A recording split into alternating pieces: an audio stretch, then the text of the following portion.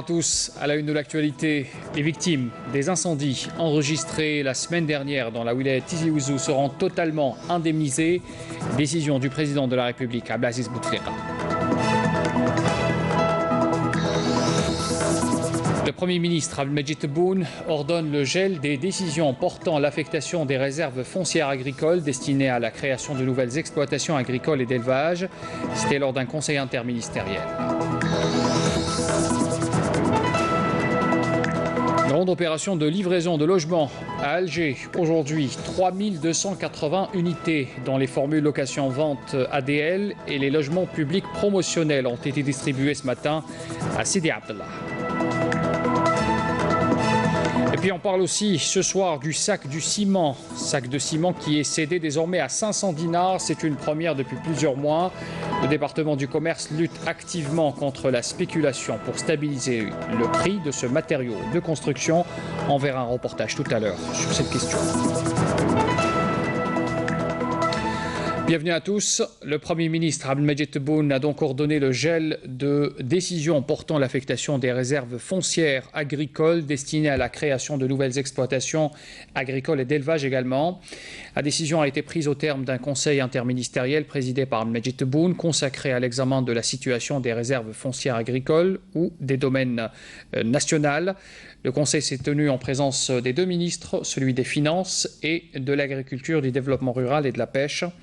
Sachez aussi que lors de cette réunion, il a été procédé à l'évaluation des différents dispositifs mis en œuvre dans le cadre des politiques publiques destinées à assurer le renouveau agricole dans l'ensemble des régions du pays. L'exposé présenté par le ministre de l'Agriculture a relevé des dysfonctionnements, des anomalies et autres facteurs de blocage qui caractérisent ce secteur, ce à quoi le Premier ministre avait instruit les départements ministériels concernés en vue de procéder au gel des décisions, donc comme je l'ai annoncé tout à l'heure, qui portent affectation des réserves foncières agricoles et bien sûr notamment les fermes pilotes associant des partenaires privés en attendant l'arbitrage du Conseil des participants de l'État, le CPE, qui se tiendra très prochainement. Tebboune a également instruit d'initier une opération portant révision des textes et dispositifs réglementaires présidant à la gestion, à l'affectation et à l'exploitation aussi des réserves foncières agricoles, bien sûr, en veillant à mettre un terme aux contradictions constatées, ainsi que l'élaboration d'un nouveau cahier de charges déterminant les conditions d'accès aux réserves foncières agricoles du domaine national. Toutefois, le gel, il faut le souligner aussi, ne concerne pas les investissements réels déjà réalisés, souligne le communiqué du Premier ministère. Comme je l'ai annoncé en titre, les victimes des incendies enregistrés la semaine dernière à Tizi Ouzou seront totalement indemnisées. Décision du président de la République, Abdelaziz Bouteflika. Le ministre de l'Intérieur s'est déplacé ce matin dans cette wilaya pour s'enquérir sur place des dégâts causés par les derniers feux de forêt. Amel Messaïda. C'est un ministre de l'Intérieur rassurant qui s'est déplacé dans la wilaya de Tizi Ouzou pour constater l'ampleur des dégâts causés par les feux de forêt dans cette wilaya montagneuse.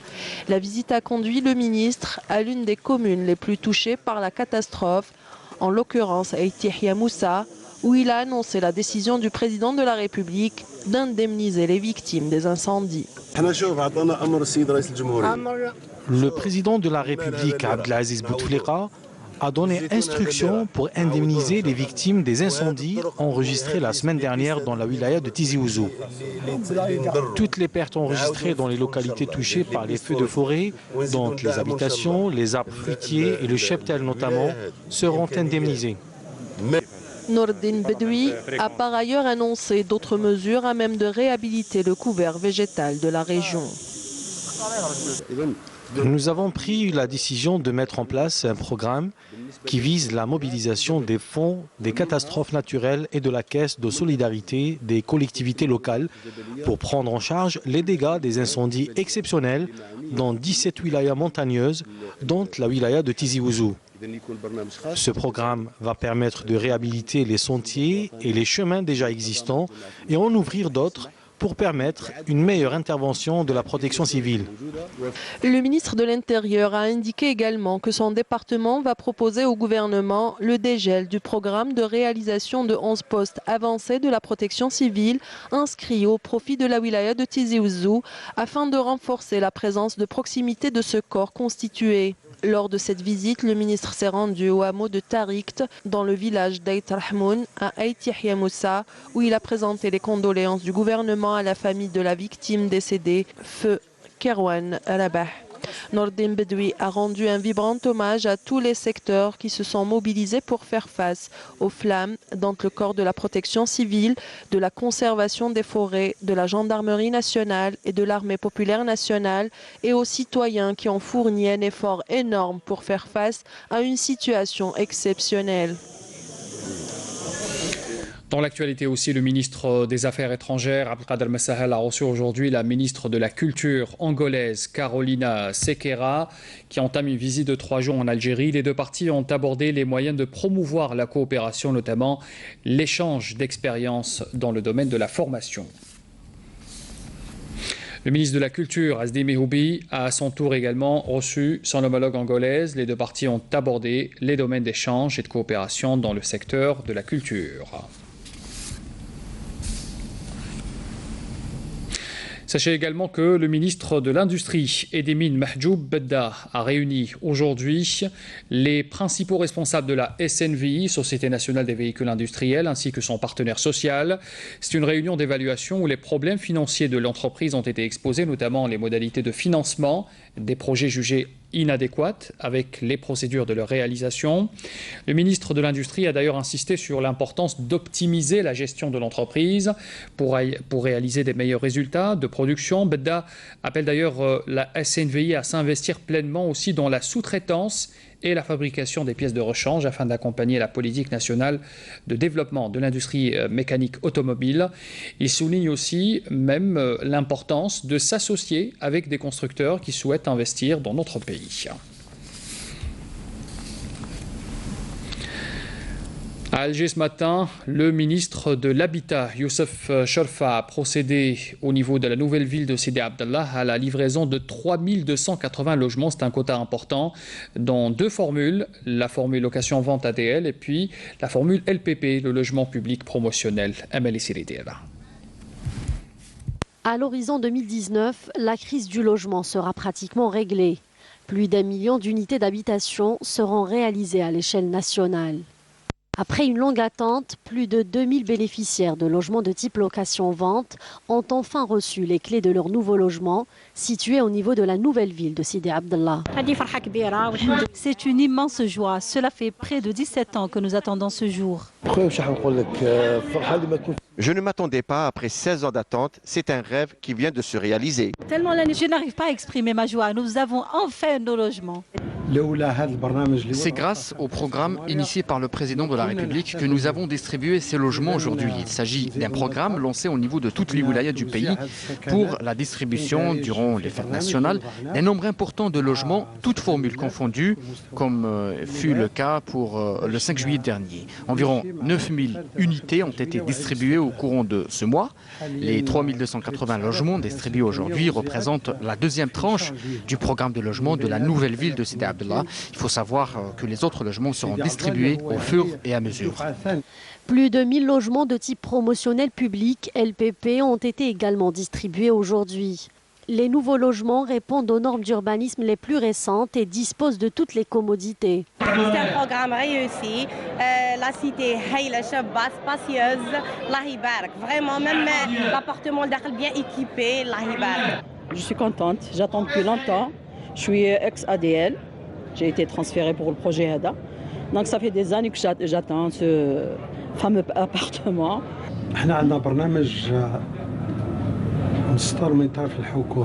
Le programme de logement mis en place par le gouvernement à l'horizon 2019 prévoit la réalisation de 1 600 000 logements à l'échelle nationale. Donc près de 740 000 ont déjà été réalisés. Le reste des logements de différentes formules, donc le logement rural, sera réalisé jusqu'en 2019. Un nombre considérable de logements sera distribué les 20 août et 1er novembre prochains. Quant au programme AADL2, le ministre a indiqué que plusieurs logements de ce type ont été distribués au niveau de plusieurs wilayas. Concernant la capitale, l'opération de convocation des souscripteurs sera entamée d'ici la fin de l'année. Ceci pour Alger. À Relizane également, le secteur de l'habitat a le vent en poupe depuis la prise de nouvelles mesures en faveur de la régularisation des entrepreneurs. Les chantiers seront bientôt achevés et livrés à échéance. Actuellement, il faut savoir que 76 000 logements ont été réalisés. Abdelhalim Yaïch. Le secteur de l'habitat a connu une rapide croissance dans la wilaya de Relizane avec plus de 76 000 logements réalisés, toutes formules confondues.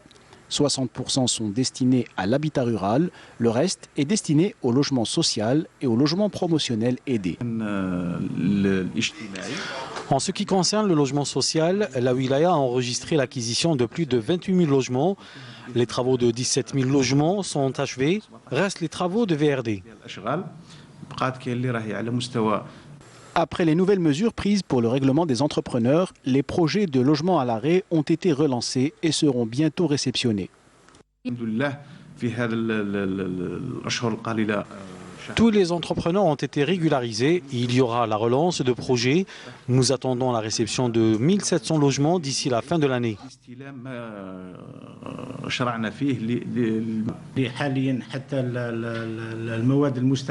On utilise exclusivement des matériaux algériens. Les entrepreneurs sont presque tous algériens, à l'exception de 3 entreprises chinoises. Les bureaux d'études sont tous algériens et on peut dire que les logements réalisés sont entièrement algériens. Actuellement, 350 000 logements tous types confondus sont en cours de réalisation et devraient être réceptionnés à échéance prévue. Ce qui nous amène à parler du prix du ciment qui connaît une forme de stabilité après les récentes mesures prises par le département du commerce et le renforcement de la production de ce matériau sur le marché national.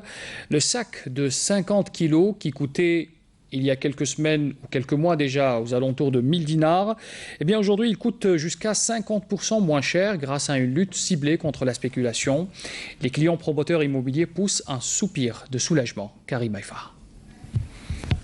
Depuis quelques jours, les prix du ciment ont sensiblement baissé au niveau des différents points de vente à travers le territoire national, et ce grâce aux récentes mesures prises par le ministère de l'Industrie et des Mines qui ont réduit sensiblement la spéculation qui régnait sur le marché.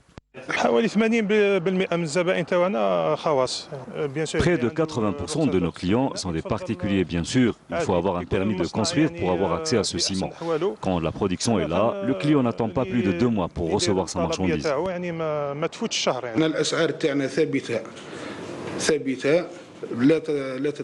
Nos prix sont fixes et ne changent pas au gré de la production de ciment. 479 dinars le sac de ciment, comme partout sur le territoire national. Il y a eu un temps où on l'achetait entre 800 et 900 dinars le sac. Là, maintenant, ça a changé. Ça coûte nettement moins cher. Avec la volonté des pouvoirs publics de mettre un terme à la spéculation qui touche la filière ciment, le groupe public JICA compte augmenter sa production à 20 millions de tonnes par an de ciment à l'horizon 2019-2020 grâce au projet d'extension de 3 cimenteries et au lancement de 2 nouvelles usines à Bouari et à Béchar.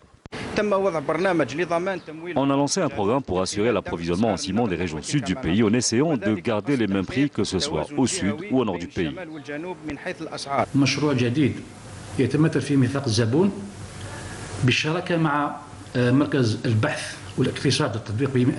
Il y a un nouveau projet qui consiste en une charte client en partenariat avec le Centre de recherche en économie appliquée pour le développement.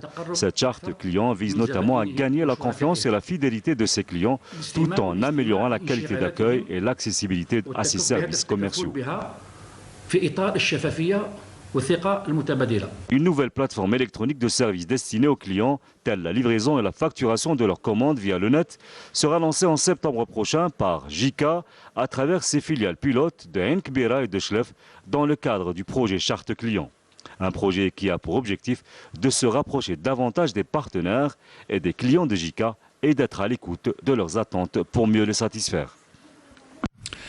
Tout à fait autre chose à présent, l'empoisonnement des bassins d'irrigation agricole est devenu aujourd'hui une pratique adoptée par beaucoup d'agriculteurs. L'expérience a bien marché même au sud du pays. Le principe reste le même, lâcher des alevins dans des bassins de plus de 50 mètres cubes et gagner en matière de fertilisation des terres irriguées et de la production de poissons d'eau douce. Voici un exemple à Ouadamizor dans la wilaya de Béjaïa avec Saïda Mayouf.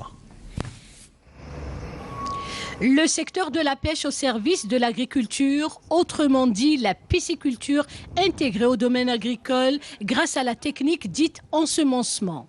C'est dans ce cadre-là que nous avons assisté à un lâcher d'alevin dans les bassins d'accumulation dédiés à l'irrigation dans l'exploitation Saadi, commune d'Amizour, à l'ouest de Béjaïa. Aujourd'hui, nous avons fait une pêche au niveau de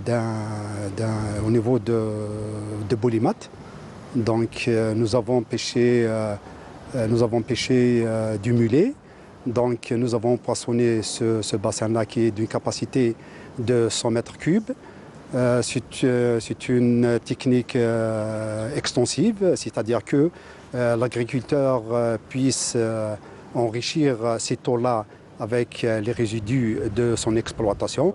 Nous avons un intérêt très important pour notre irrigation parce qu'ici nous avons des vergers d'agrumes, nous faisons aussi du maraîcher qui vient en seconde activité par rapport aux agrumes et à l'olivier. Sur combien d'hectares? Nous avons ici, dans notre exploitation, nous avons 16 hectares. Donc, Comment? Elle est répartie pour dire la première activité principale, c'est la pépinière. Empoissonner les bassins d'eau signifie ainsi enrichir les eaux d'irrigation, notamment en azote, soit en engrais naturels. Un intérêt capital pour les secteurs de la pêche et de l'agriculture, d'où la nécessité de sa généralisation. Nous avons recensé 20 agriculteurs. Ces 20 agriculteurs qui possèdent des bassins de 50 mètres cubes et plus sont intéressés à adhérer à ce programme. Donc, ce qui est intéressant aussi, la direction de la pêche, par le biais de la tutelle, sont prêts à assurer une formation pour ces agriculteurs. La formation concernera comment faire cet élevage, les techniques d'élevage, qui ne nécessitent pas vraiment grand-chose. Notamment, l'agriculteur n'aura pas à trop entretenir ce poisson, vu qu'en alimentation, qu'est-ce qu'il lui faut? Des fientes, ou là des restes de végétaux, ou là du fumier. C'est avec ça qu'il peut nourrir ce poisson. Outre l'augmentation de la fertilité du sol et l'accroissement du volume de la production, les agriculteurs peuvent profiter ainsi d'un apport supplémentaire en protéines animales. Une cérémonie de sortie de la deuxième promotion d'agents de police composée de 419 stagiaires, dont 83 femmes, s'est déroulée ce matin à l'école de police de Dar el Beida à Alger. La sortie de cette promo baptisée du nom du martyr du devoir national enquêteur principal de police, Mchibesh Nourdine, a été présidée par le directeur général de la Sûreté nationale, le général-major Abdelghani Hamel, en présence de cadres de différents secteurs, de membres du Parlement et de représentants de la société civile. Le général-major Hamel avait auparavant inauguré le siège de la direction de la sécurité publique à la cité des Bananiers, à Babzouar, et celui de l'inspection générale de la direction générale de la Sûreté nationale à Ouatsmar, où il a visité des différents bureaux et structures modernes dont il dispose et qui facilitent le travail de police au service des citoyens. Je vous invite à écouter la déclaration du DGSN. La direction de la sécurité publique est le centre névralgique de toutes les activités de la direction générale de la Sûreté nationale. Quand on évoque la sécurité routière, on fait référence à la direction de la sécurité publique. Il en est de même quand on parle de l'ordre public, du rétablissement de l'ordre public et de la protection des personnes et des biens. C'est dire l'importance de cette direction qui couvre 60% des activités de la DGSN. J'ai décidé de créer aujourd'hui un bureau dédié aux droits de l'homme qui sera abrité par l'inspection générale de la Sûreté nationale.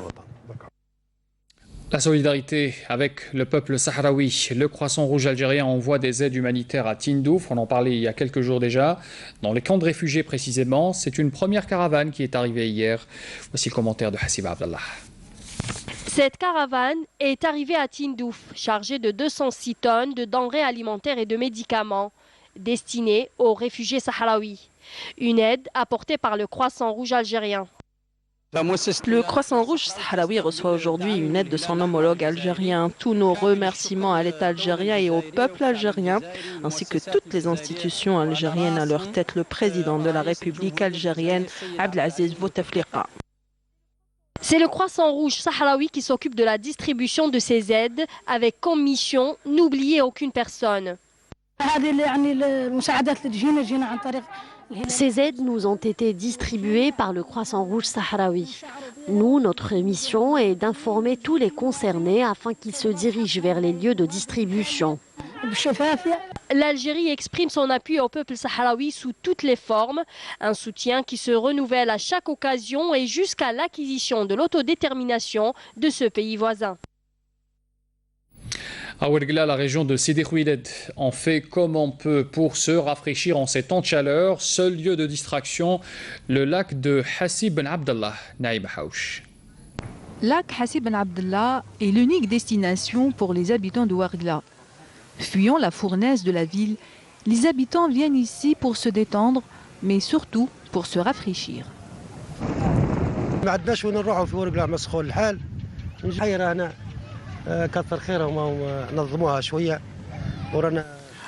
On n'a pas où aller. À Ouergla, il fait très chaud, donc on vient ici.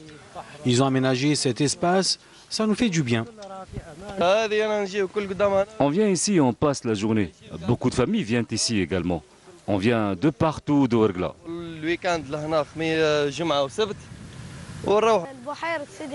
On est venu au lac Sidi Khouiled pour respirer un peu, se promener. Et je demande aux autorités compétentes de nous faire des piscines. Pendant que certains attendent la construction de piscines, d'autres se contentent de jouer sur les dunes de sable. Les familles de la daïra de Sidi Khouiled se prélassent ainsi, profitant de la brise du soir.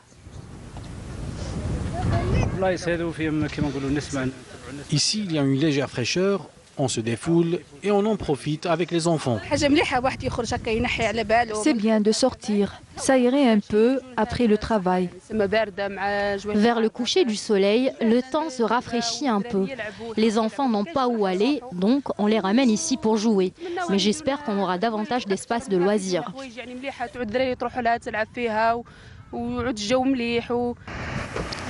En attendant que les autorités concernées assurent des infrastructures et des lieux de loisirs, les Ouarglis profitent de la nature et de ce bel coucher de soleil.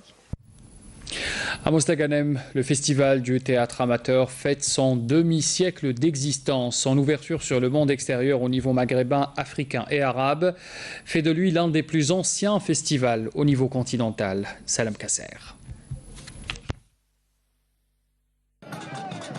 Mostaganem est en fait, en cette occasion du festival du théâtre amateur, au mouvement théâtral algérien. Des troupes venues de partout sont là pour participer à cette 50e édition. Nous sommes venus participer avec une représentation théâtrale et j'espère qu'elle plaira au public qui est venu voir cette pièce. Je remercie les responsables de ce festival de nous avoir permis de participer à cette 50e édition.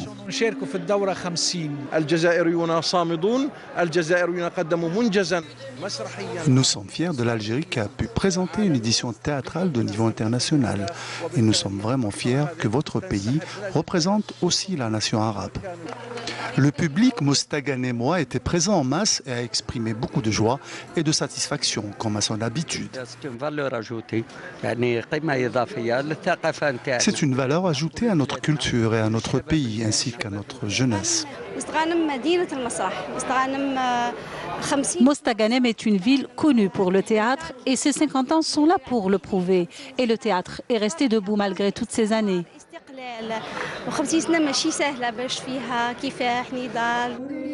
Pour rappel, ce festival est le plus ancien festival au niveau africain et arabe.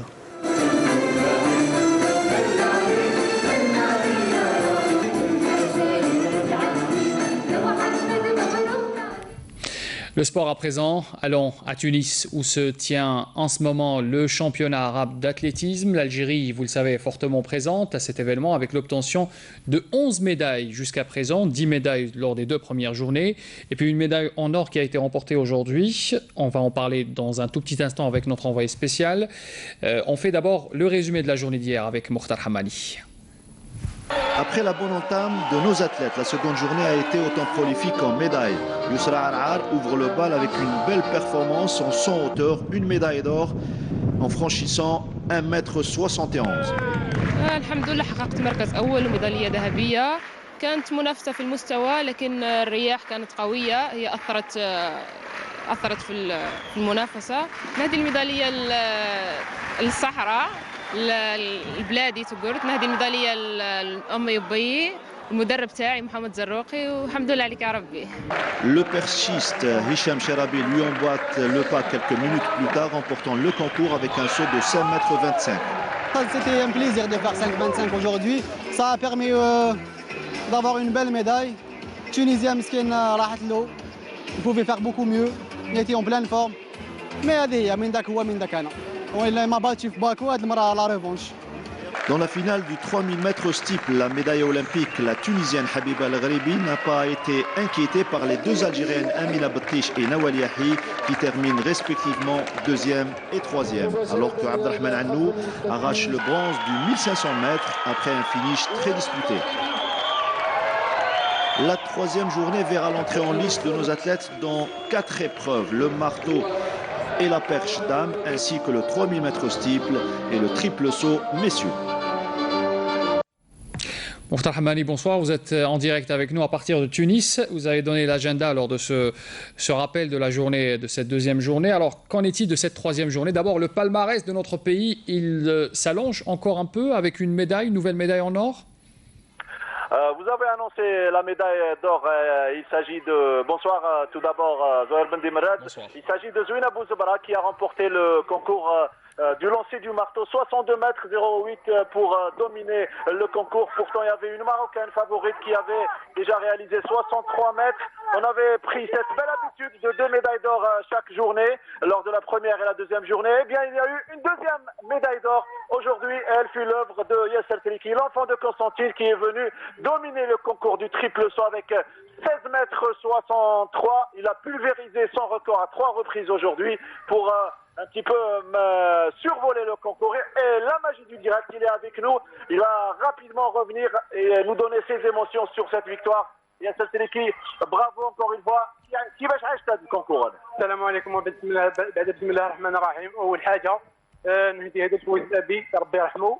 وكما شفتوا الكونكور كان صعيب شويه، فهمتني شويه في ديبي الكونكور. الحمد لله يعني ربحت، كنت قادر ندير خير، كنت قادر نحطم الرقم القياسي الجزائري ونتاهل المونديال. بصح معليش مازال لي الخير ان شاء الله، ومازال ندير خير ان شاء الله يا رب. Voilà, bravo, bravo et félicitations, espérons une qualification mondiale de Londres. Donc c'était la 2e médaille d'or de la journée. Il y a eu une autre médaille de bronze, elle fut l'œuvre du spécialiste du 3000 mètres steeple, Tabti Bilal, qui termine 3e après avoir été bousculé par le Djibouti qui a remporté la course. Il y a un recours qui a été introduit par la fédération algérienne. Peut-être on aura l'argent et le bronze pour Bouchicha, pour vous dire qu'on est passé à 12 médailles, à 13 médailles aujourd'hui dans 6 en or. Voilà pour cette 3e journée, en espérant d'autres médailles demain, Inch'Allah. Un palmarès important. Merci Mokhtar Hammani. On rappelle 13 médailles pour l'Algérie jusqu'à présent, dont 6 en or. Une belle prestation pour notre pays. Et on fera bien sûr le point lors des prochaines journées de ces championnats d'athlétisme arabe qui se tiennent, je le rappelle, à Tunis. Et pour terminer d'abord, bien sûr, avec ce rappel des titres avant de vous quitter. Les victimes des incendies enregistrés la semaine dernière dans la wilaya de Tizi Ouzou seront totalement indemnisées. C'est une décision du président de la République. Abdelaziz Bouteflika, le ministre de l'Intérieur, était sur place ce matin. Le Premier ministre Abdelmajid Tebboune ordonne le gel des décisions portant affectation des réserves foncières agricoles destinées à la création de nouvelles exploitations agricoles et d'élevage. Une décision prise lors d'un conseil interministériel réunissant le ministre des Finances et celui de l'Agriculture.